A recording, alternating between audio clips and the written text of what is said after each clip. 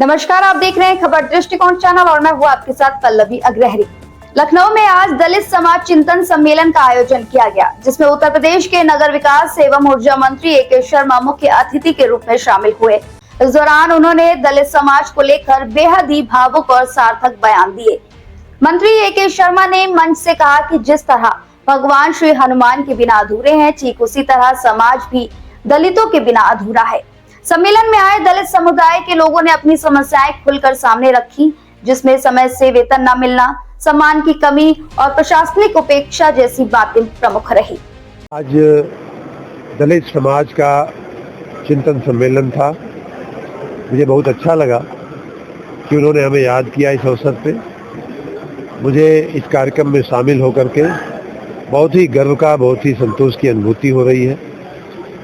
विशेष रूप से मेरा स्वभाव रहा है कि समाज के छोटे से छोटे व्यक्ति का, खास करके पिछले पायदान पे खड़े हुए व्यक्ति का सम्मान हो, और मैं व्यक्तिगत जीवन में भी ये प्रयास करता रहा हूँ। मंत्री बनने के बाद हमारा विभाग का काम ही ऐसा है कि विशेष रूप से सफाई कर्मियों के साथ हमें काम करने का मौका मिलता है।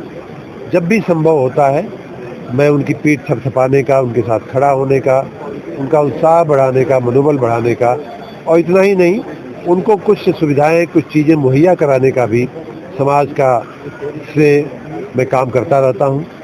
उसी कड़ी में आज के इस कार्यक्रम में मुझे आने का इसलिए मन हुआ कि यहाँ आने से वास्तव में हमारे सफाई कर्मियों को लेकर के क्या भावनाएं हैं, उनके प्रतिनिधि क्या कहते हैं, उनकी क्या दिक्कतें हैं, उनकी क्या समस्याएँ हैं, ये सब जानने समझने का मौका मिलता है। इस भावना के साथ मैं यहाँ आया था। हमने अपने मंत्रीकाल में उत्तर प्रदेश के सफाई कर्मियों के लिए क्या क्या किया है वो भी बताने का एक अवसर था। माननीय प्रधानमंत्री जी स्वच्छ भारत अभियान के बाद उन्होंने सफाई क्षेत्र में जो भी तब्दीलियां लाई हैं, सफाई कर्मियों को लेकर के उन्होंने जो जन जागृति पैदा किया है, उसका वो भी बात करने का आज अवसर मिला। आने वाले दिनों में हमें और क्या बेहतर करना चाहिए, उदाहरण के रूप में हमने दो चीज़ों पे विशेष ध्यान आने वाले दिनों में देना चाहिए। एक तो ये कि व्यक्ति के साथ मशीन का उपयोग ज़्यादा से ज़्यादा अगर होगा तो सफाई कर्मियों के जीवन को जो जोखिम होता है वो हमें कम कर पाएंगे। मैन होल की जगह मशीन होल हम पे अगर जाएंगे, मशीन का उपयोग करेंगे तो अच्छा रहेगा। उसी के साथ उनके विकास की जो योजनाएं हैं, गरीब लोगों के विकास की जो योजनाएं हैं, उसमें हम सफाई कर्मियों का समावेश अगर हम करते हैं, समावेशी विकास करते हैं। हमने नगर निकायों को भी बोला हुआ है कि हर नगर निकाय में एक छोटी सेल बननी चाहिए, एक छोटा काउंटर बनना चाहिए, जहां वहां काम करने वाले सफाई मित्रों की, महिला की, पुरुष की चिंता होनी चाहिए, किसको मकान मिला, किसको आयुष्मान कार्ड मिला, किसको किसकी बेटी की शादी करने के लिए सरकार से मदद मिल पाई, किसको शौचालय मिला, किसको गैस मिली, किसको राशन मिल रहा है या नहीं मिल रहा है। ये सारी बातें उन्हीं गरीबों के लिए सरकार की योजनाएं हैं, लेकिन कई बार देखने में आता है कि हमारे सफाई कर्मी उससे वंचित रह जाते हैं। तो आज का जो इन लोगों की भावनाएं थी वो इसी प्रकार की सरकारी योजनाओं में उन्हें शामिल करने की, उनके साथ कहीं कोई अन्याय न हो, उनकी जो मानदेय होता है, उनका जो पगार होती है, उसमें कहीं शोषण न हो, उनकी कहीं कटौती न हो जाए। ये सारी बातें हमने उनसे बताया है, कैसे कैसे व्यवस्थाएं की गई हैं। उन्हें काफ़ी संतोष भी है, और जो बातें रह गई हैं उन्हें भी आगे करने के लिए हमने आश्वासन किया। आपने अपनी स्पीच में अभी कहा कि जैसा कि हम जानते हैं कि मुगलों ने और हमारे अंग्रेजों ने हमें डिवाइड किया और शासन किया। सर, आज़ादी के 75 साल के बाद भी हम अभी तक संगठित नहीं हो पाए, बल्कि छोटी जातियों में और विघटित होते जा रहे हैं। सर, इसका क्या कारण रहा और कैसे हम संगठित होंगे? मैं यही कह रहा हूँ कि हमारे पुराने जो संस्कार थे वो ऐसे थे कि पंडित जी को मुसहर की आवश्यकता पड़ती थी, एक गृहस्थ को, तथा कथित उच्च जाति के गृहस्थ को डोम की आवश्यकता पड़ती थी, पंडित जी को पूजा कराने के लिए नाउन की आवश्यकता पड़ती थी, कुम्हार की आवश्यकता पड़ती थी। बिना उनके पंडित जी का जो संस्कार था, जो काम था, वो आगे नहीं बढ़ता था। ये और यही भावना भगवान राम ने भी दिखाई है। आफ्टर ऑल उनको गंगा पार करने के लिए निषाद की आवश्यकता नहीं थी।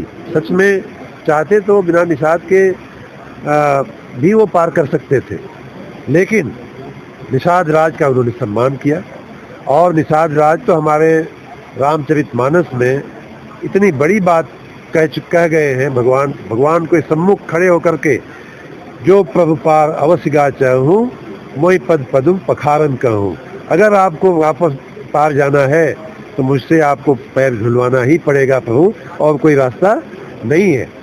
जो प्रभु पार अवश्य गा, अगर आपको आवश्यक लगे तो जाने के लिए यही एक रास्ता है कि हमसे पैर सबरी कि यहाँ भगवान राम जाते हैं। तो ये हमारी संस्कार, हमारे सनातन की मान्यता रही। हम एक दूसरे के साथ अस्तित्व के साथ, सम्मान के साथ जीने की हमारी आदत रही है।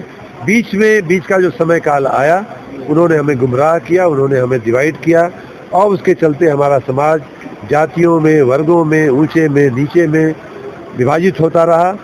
और हम आज देख रहे हैं कि उसमें राजनीति करने वाले लोग, हमारी पार्टी का संस्कार तो यही है, सबका साथ सबका विकास।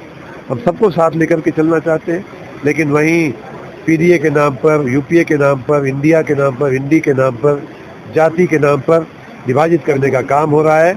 हमारी पार्टी की, हमारे नेताओं की मान्यता है सबका साथ सबका विकास, और चाहे छोटा हो, चाहे बड़ा हो, चाहे गरीब हो, चाहे अमीर हो, सबको साथ लेकर के हम चलने वाले हैं। मंत्री ने भरोसा दिलाया है कि दलित समाज की हर समस्या को गंभीरता से लिया जाएगा और उनके निस्तारण के लिए हर संभव प्रयास किया जाएगा। उन्होंने यह भी दोहराया है कि पिछली सरकारों ने केवल बातें की है, लेकिन हमारी सरकार ने जमीनी स्तर पर काम दिखाया है।